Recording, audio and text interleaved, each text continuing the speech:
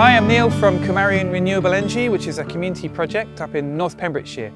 One of the many projects we run at Cymarion is called Gwneud, which is a fruit and nut tree sharing network. It's a little bit like a seed sharing network, but when you share seeds with each other, you can take those seeds and plant them and off they go. When you're sharing trees between each other, what we're doing is we're sharing cuttings of fruit trees and nut trees with each other, and more often than not, to get a cutting to work, you need to graft it onto something. So we're going to show you today how to use the whip and tongue technique to graft apples and pears onto rootstocks. And I'm really pleased to be able to be joined by Nikki and Gareth from Tîn y Bellan Fruit Tree Nursery in North Pembrokeshire. They're going to show us how to use that technique to graft apples and pears. Just before we get into the process of how to graft an apple tree, we're going to take a really quick look at why we graft them. We've got a really lovely Braeburn apple here. If I was to cut this in half, take out the seeds and plant them, they'll probably germinate, they'll probably grow into lovely healthy trees, but what they won't grow into is a Braeburn tree. And that's because of the really complex genetic history that exists in apples and because they're cross-pollinating with all sorts of other varieties of apples in the area. If we want to get a Braeburn, we have to take a cutting of a Braeburn and grow it somehow. And there's two different ways you can do that. You can get the cutting and just try and get it to root and grow on its own. What that will do though is give you a really big tree, possibly 10 meters tall, bigger than most people want, and also difficult to harvest from because the fruit's really high up. So what we can do is take that cutting and graft it onto a rootstock. Different types of rootstocks exist which will define how big a tree can get. For apples, there are things like M9s and M27s that keep them small, all the way up to ones like M25s or M111s, which let an apple tree get quite big. And similar ones exist for pear trees and plum trees and cherry trees and so on. So to define how big a tree gets, we can take the cutting and we can graft it onto a rootstock. And that's what we're going to do today.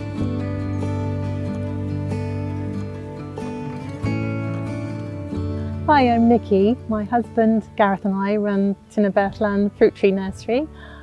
We currently graft around 170 different varieties of apple and pear trees here in North Pembrokeshire, a lot of them which are Welsh heritage varieties.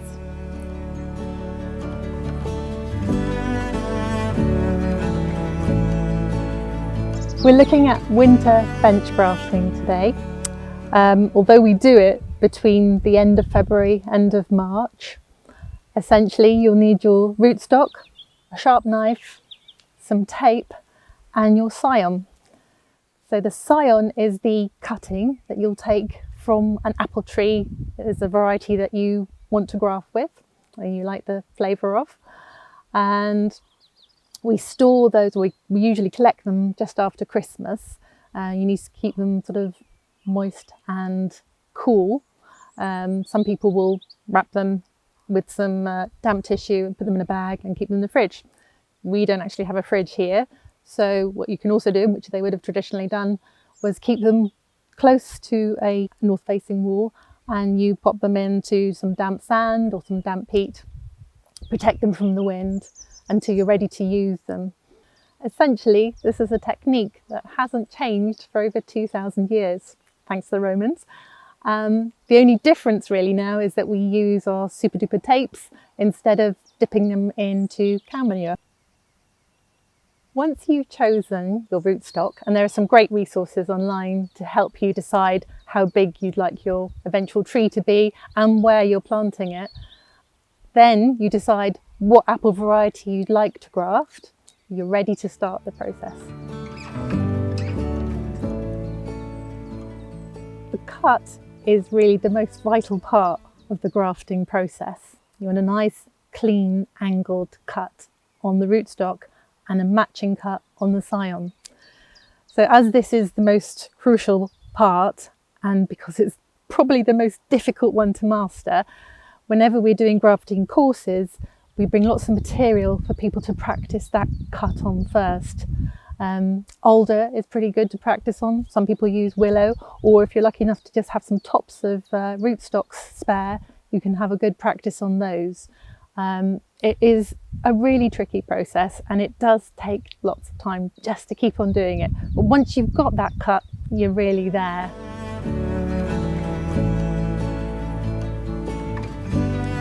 Once you've had a chance to practice, and feeling quite confident that you've got a nice clean cut, the next stage is to marry up the rootstock and the scion to see where you can get the best diameter match up, because the crucial part here is matching up the cambium layer. The cambium layer is the dark green ring just inside the bark on your rootstock and your scion. And the crucial part of a grafting union is that hopefully on both sides you're meeting up your cambium layer, but if not, certainly on one side. And that's what's going to secure you a really good graft. One thing to remember is not to touch the exposed cut on the rootstock and the scion. We have natural oils in our hands, and those oils may cause the union to fail. Once you're happy that you've got a good match between your scion wood and your rootstock, we're ready to do the cut, which is actually the whip. You want to do that between the two buds, and remembering not to touch the cut. Once you've made your angled cut on the rootstock, which is called the whip, you're going to be doing a mirror cut on your scion, making sure that all the buds are facing upwards, because you don't want to put your scion on upside down onto your graft, as it wouldn't work. Just a point at this stage, when you're collecting your scion wood, your variety of apple, we're looking to collect just the last year's growth on the tree, which is usually easy to see, and you can notice on the branch there will be growth rings indicating what was the previous year's growth and the year before that. Also, you'll notice on the last year's growth it will just be leaf buds. Further down beyond the ring you'll find the big knobbly fruit buds.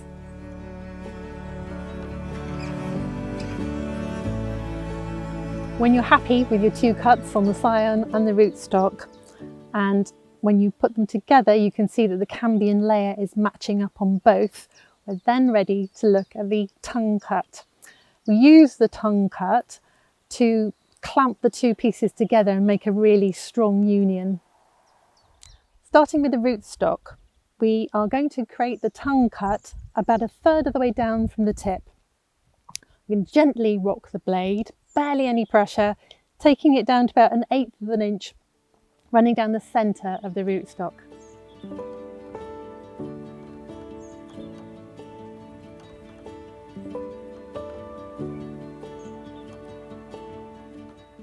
Next, we look at the tongue cut on the scion.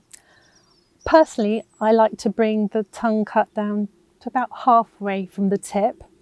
Again, rocking the blade, barely any pressure, and taking that cut to a depth of about 1/8 of an inch and heading for the centre of the scion.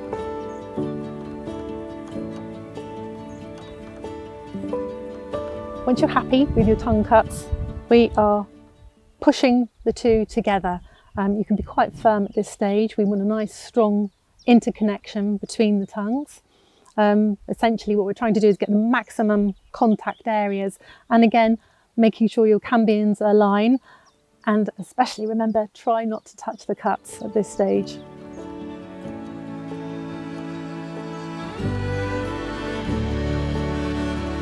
The next stage now is to bind the graft. There are many ways in which we can bind the graft. Some people use a thing called buddy tape. Some people use parafilm tape, which is like a wax coated tape. Some people just use the plastic handles of carrier bags. Anything essentially that's going to keep out the air, the moisture, and any risk of disease getting into the exposed cut at this stage. So we start the taping on the rootstock just below the cut, and we work our way up all the way around the graft, keeping the tension on the tape until you get slightly over the top of the cut, and then work your way, keeping the tension on all the time, back down to the base of the cut. And either, depending on what tape you're using, either knot it off or just pull and wrap it in on itself.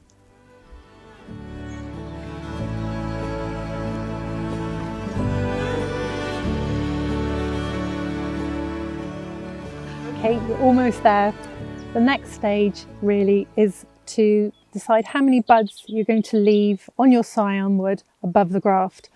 We tend to use about 3 or 4 buds, making a cut at an angle as close as you can to the last bud you're going to leave on there. At this point, some people will use some beeswax to seal the top cut.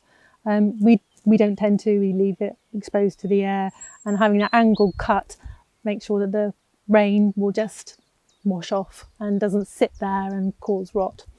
And essentially you have created your apple tree. You can then pot it up, make sure it's nice, the roots are nice and firm in there and there are no air gaps around the roots, and you have your apple tree. Over the next few weeks you'll start to see little buds appearing and swelling on the rootstock of your grafted tree. These ones you want to rub off because you want all that energy going up to the graft and to the scion above. After a while you'll start to see hopefully the shoots coming through on your scion. When you're getting a number of these little branches growing off, you want to determine which one you'd like to keep as your main stem, the main trunk of the tree, and just rub off the others while they're still young and pliable.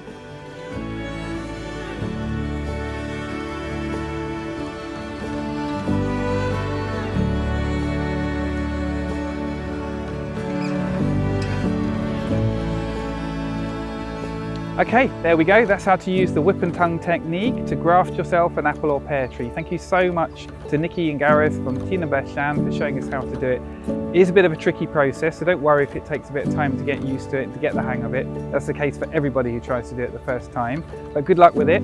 About 8 months or so after your tree is taken and started to get going, we'll be into the dormant season. The tree will start to go to sleep, and by then it'll be a lot taller. At that point, you can decide what you're going to do with it using a technique called formative pruning, which will help shape the form of the tree for the future, but that's a whole other topic. If you want to find out more about Gwneud and the Coed project and all the resources we have available around looking after fruit trees and so on, then visit gwneud.org.uk/encoid, and thank you for watching.